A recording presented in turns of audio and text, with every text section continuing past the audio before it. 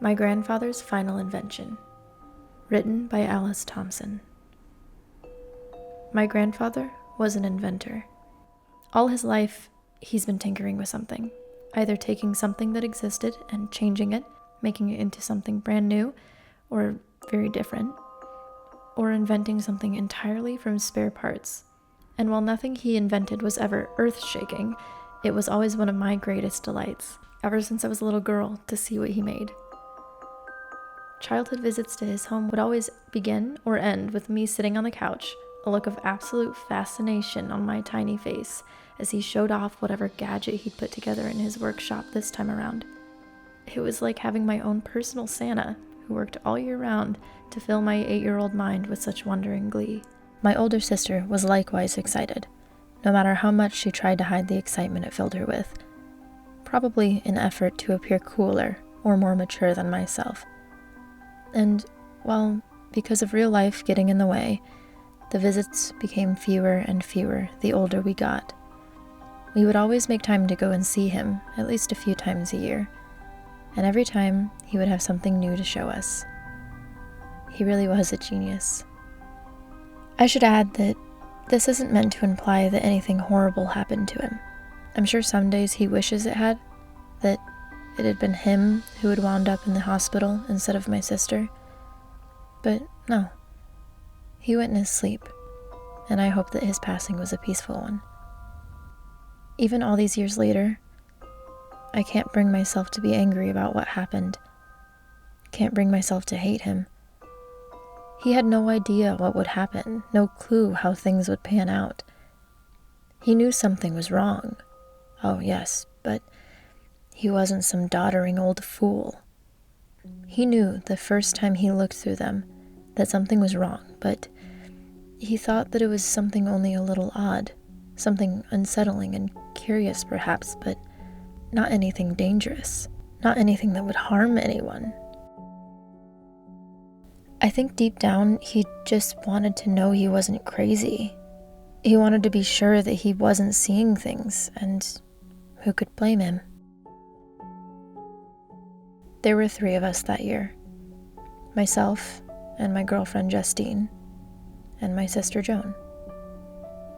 We were both used to our grandfather being bursting with energy to show us whatever he'd put together, so his oddly subdued mood when he came to the door to greet us came as a bit of a surprise. I was a little disappointed, in fact, as I'd been hoping that Justine would get to share the experience of having a new invention demonstrated before our awestruck eyes. We'd only started dating that year, so it would be the first chance she got to see the kind of things that I'd been telling her about. The day passed pleasantly enough as we chatted, enjoyed lunch, watched the television together. I think it was Joan who asked him, finally, if he had anything special to show us today. As this was the first time we'd seen him in person in a while, we'd both spoke to him on the phone, and in preceding months he'd eagerly explained to us that he was working on something that he thought would be quite extraordinary. I still couldn't tell you how he made them, nor would I, if I could. Nor could I tell you what his original idea was for those oddly colored circles of glass had been, before that fateful day that he'd looked through them and seen what he'd seen.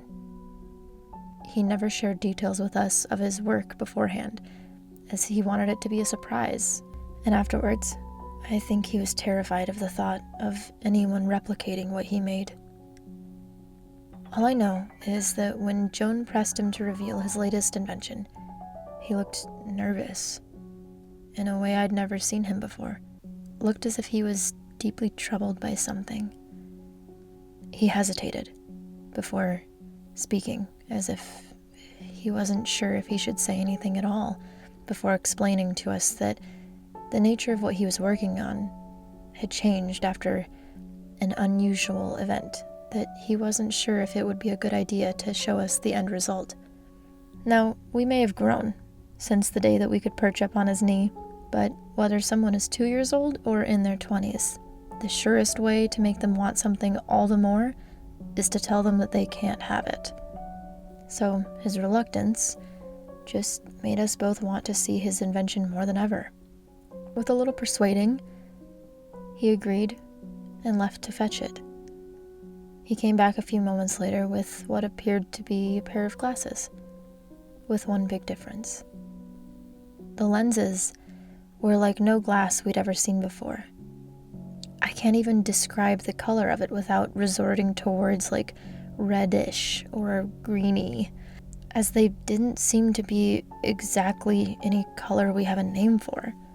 In fact, they didn't seem to be exactly one color at all, because if you tilted them one way, they would look different to if you tilted them to another. I know full well that that probably sounds more like magic than something a well-meaning old man could put together in his humble little workshop, but there you have it. Jonah asked what they did, and our grandfather paused for a few moments, as if not quite sure how to answer. In the end, he told us that we really had to put them on for ourselves, as he was certain neither of us would believe if he told us. Joan wanted to put them on first, but as she lifted them off the table, he reached out and grabbed her hand.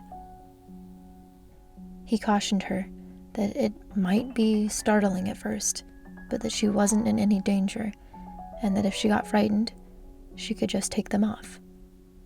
He warned her that what she was about to see may not make any more sense to her than it did to him, but that we were all there, and that she was safe. I could tell Joan was a little frightened. She was always lousy at hiding how she felt from people, and even I was feeling a bit unsettled by our grandfather being so uncharacteristically ominous about the whole thing. Joan slipped on the glasses, and we waited. She gasped, and then for the next few moments, she looked puzzled more than anything. Her lips moved wordlessly, as she seemed to look around at something none of us could see. And then she began screaming. I don't know if you have ever heard someone scream in horror in real life. I can promise you this. It's not like the movies. The movies do not convey the awful sound of someone you love screaming their lungs out, making a noise more like an animal than a human being. They cannot make you feel the things that I felt in that moment, watching Joan yank the glasses from her head and hurl them across the room. And nothing could have prepared us for the sight of Joan beginning to claw at her own eyes, screaming louder than anyone should be able to scream as she did it. It took all three of us to restrain her at first. When we finally had her pinned down so she couldn't hurt herself anymore, Justine and my grandfather held her that way so that I could call for an ambulance. I had to watch as she was strapped down and wheeled to the back, thrashing and hissing and shrieking like some mad animal, like something utterly consumed by fear. I explained what happened, knowing full well how it made me sound. Justine and I both explained the series of events that led to the skeptical, if not totally disbelieving hospital staff, and then to the specialists called in when nothing short of being tranquilized proved effective at stopping my sister from trying to hurt herself while screaming like that. The glasses had supposedly gone missing, which made proving what happened difficult.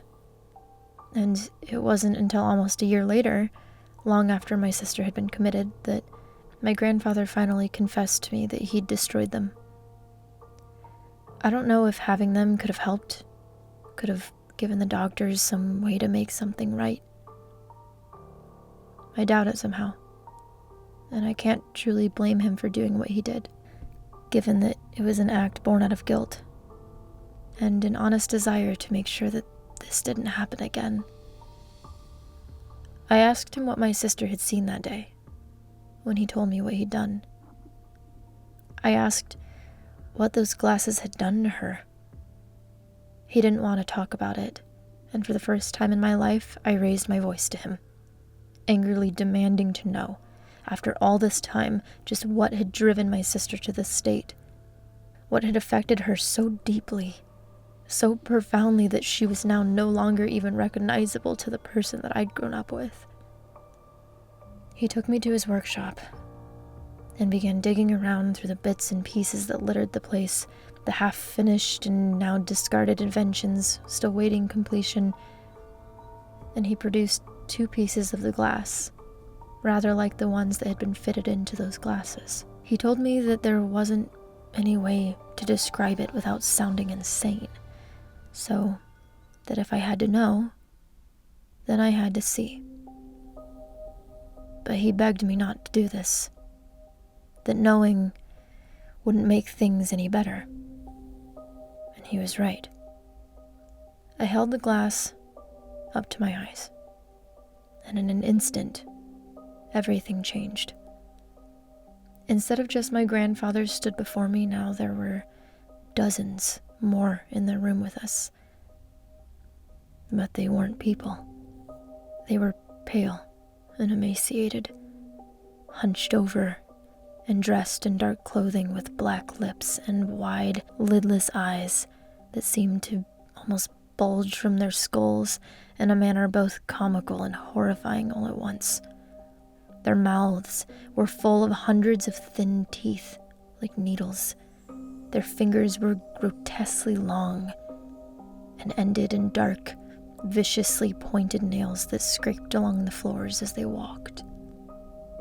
And all of them were talking, or rather, their lips were moving soundlessly. Each and every one of them were trying to say something that couldn't be heard. Dozens upon dozens of voices trying to convey something. I dropped the glasses to the ground in shock, and my grandfather brought his foot down onto them hard, grinding them into a powder beneath his foot, muttering that he should have never done this in the first place. He put a hand on my shoulder, asking if I was all right.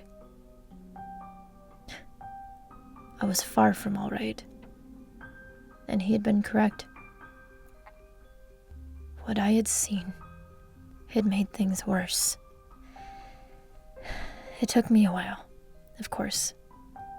Why this had such a horrifying effect on my sister, and yet I had survived the experience.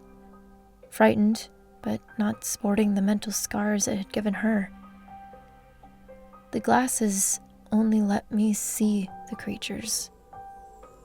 I couldn't hear what they were trying to say to me. Couldn't understand the message they were trying to impart. But my sister is deaf, and she could read their lips.